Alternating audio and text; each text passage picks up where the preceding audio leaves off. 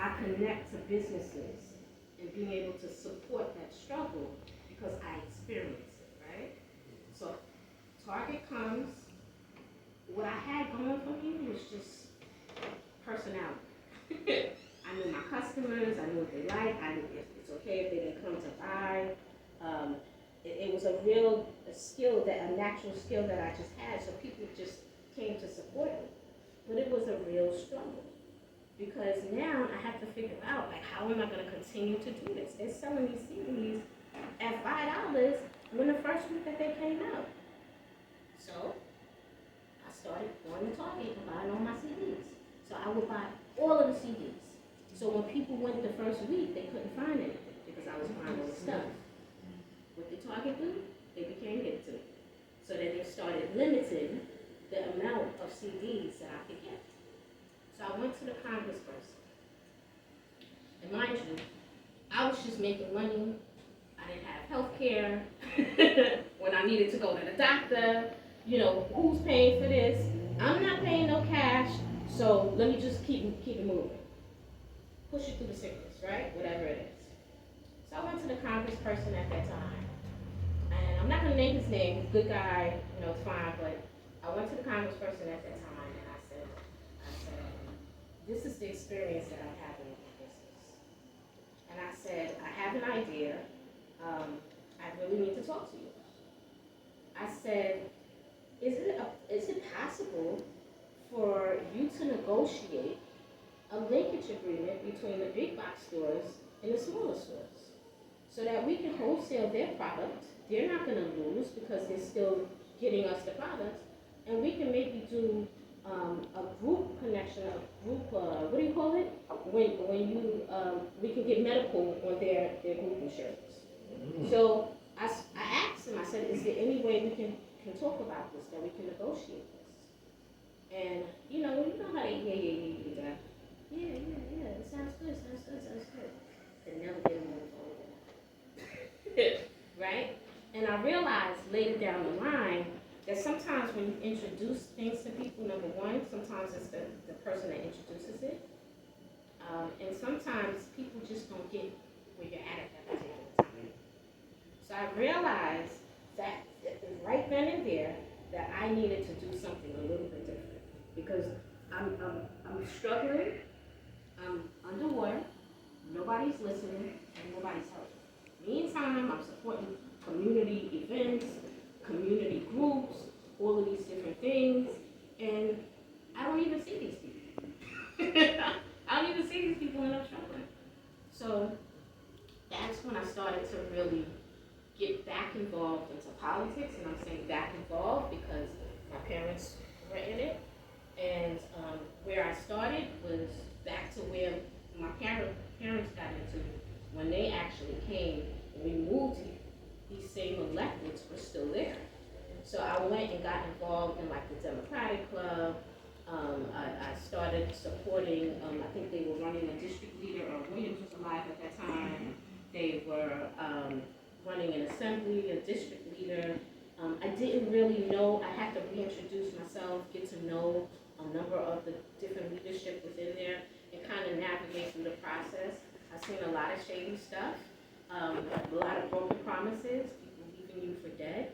And I was like, wow, this is really crazy. So once I got through that process, I said to myself, all right, I'm gonna run for this district league.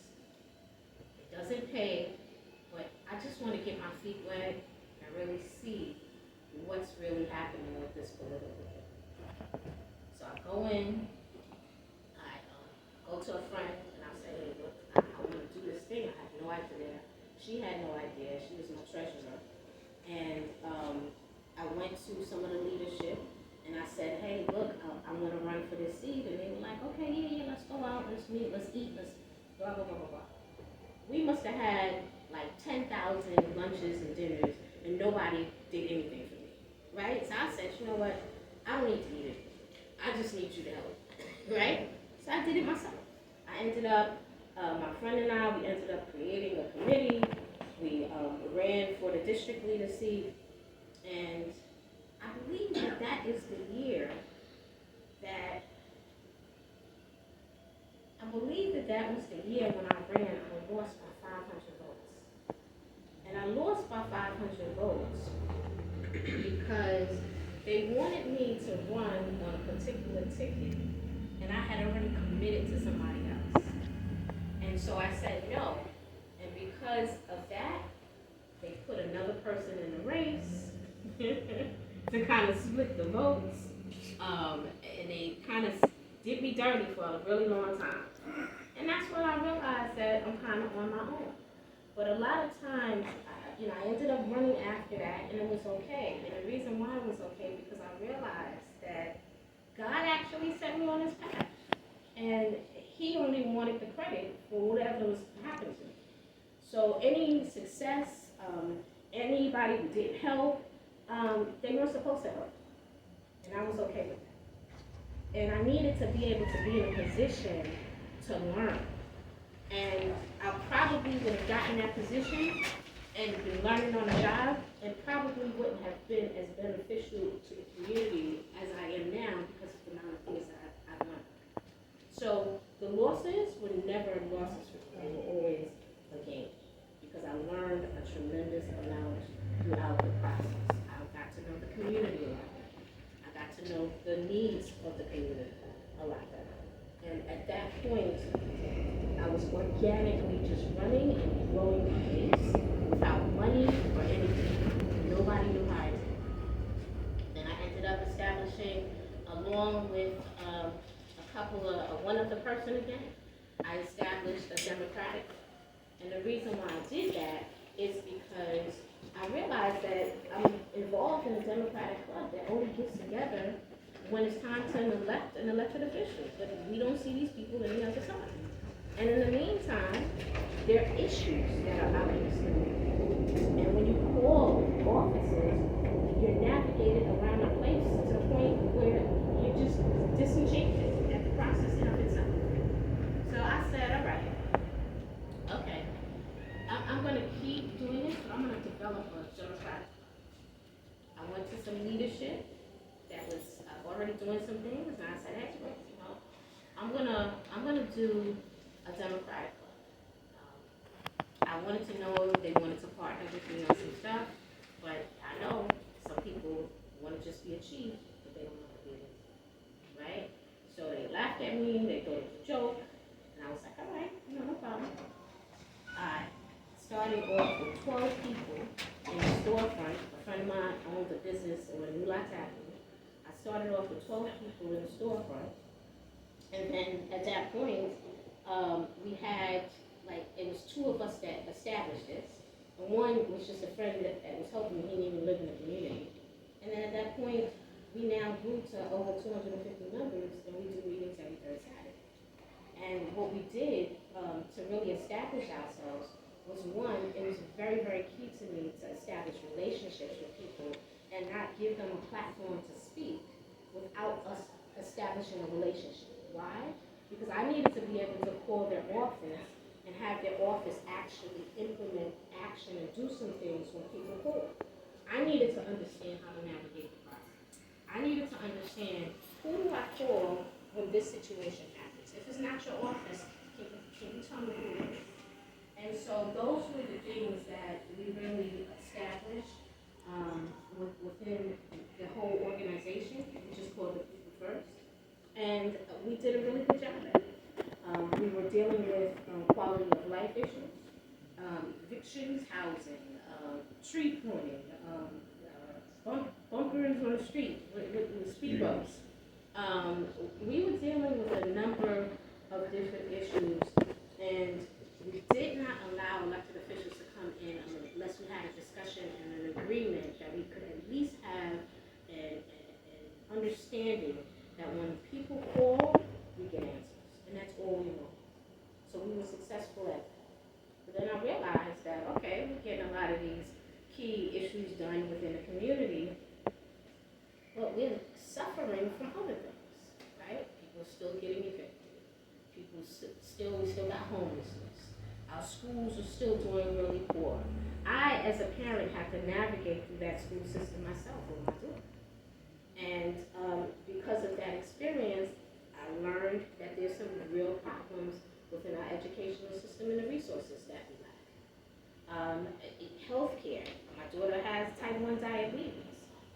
We went to school, and once her school failed in East New York, she ended up getting into a school in Park Slope that had a whole school-based health center, all of these different excellent things was going on. The PTAs were set up as 501c3s. They were raising $500,000, $1 million. I was like, what are we missing here? What are we missing here? So at this point, I was like, I gotta take this thing back. I ended up becoming an advocate for school-based health centers because that was the same year when she went to Park Slope that she was diagnosed with type 1 diabetes.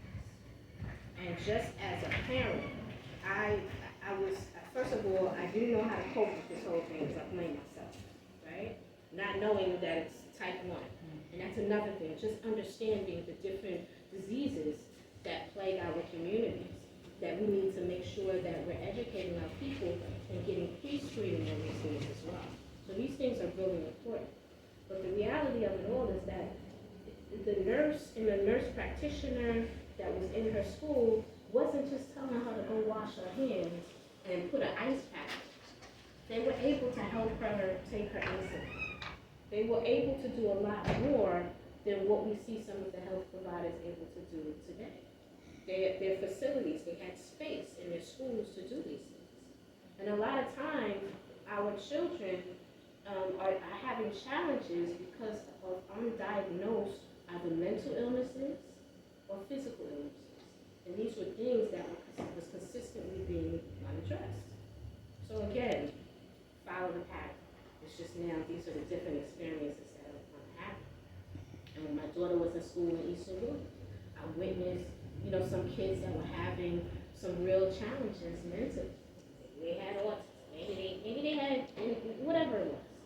The school was actually calling EMS and the police and was hauling our kids out to a mental facility. But when I went to Park Slope, they were dealing with them very differently. You had social workers, you had guidance counselors, you had all of these different services, wraparound services, to support the growth of that kid, that child. And so, again, I had to wonder, what the heck is happening in our community? So it's great. I could have just kept my daughter in Park Slope, minding my business, and kept it moving. But I realized I gotta live in this community. I love living in the community. I want my daughter to living in this community. She has friends that live in this community. My mom still lives in this community. She's moving around with the different seniors in this community. So I have to be able to pour, invest, and plant a seed in this community for me to be safe, for me to grow, and I want to be able to call up a friend. I want to be able to call C and ask C for $1 million.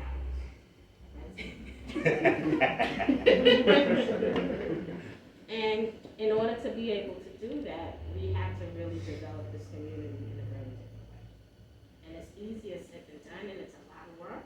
It's now a walk in the park. But step by step, one person, I started off with 12 people. Who would have thought that we'd have grown to that point? But we did. And so it was about making sure that we're correcting things and preventing things at the same time. And it's very difficult to do. Part of the concern for me is that while we're in this community in the way that we are, we don't have all levels of government working together in the way that they should, so that we can really grow in government and grow resources within our community. So you might have the city council or the assembly and the Congress people, they don't get along. How do we get resources? How do we get resources if you're not talking to each other? So that's why the rolling theme for me was always building relationships. Building relationships. I don't have to do what you do, but I can support what you do. There might be something about what I'm doing that can support your growth. And if you're not doing well, how do you help me? So I need you to do well. I need to make sure that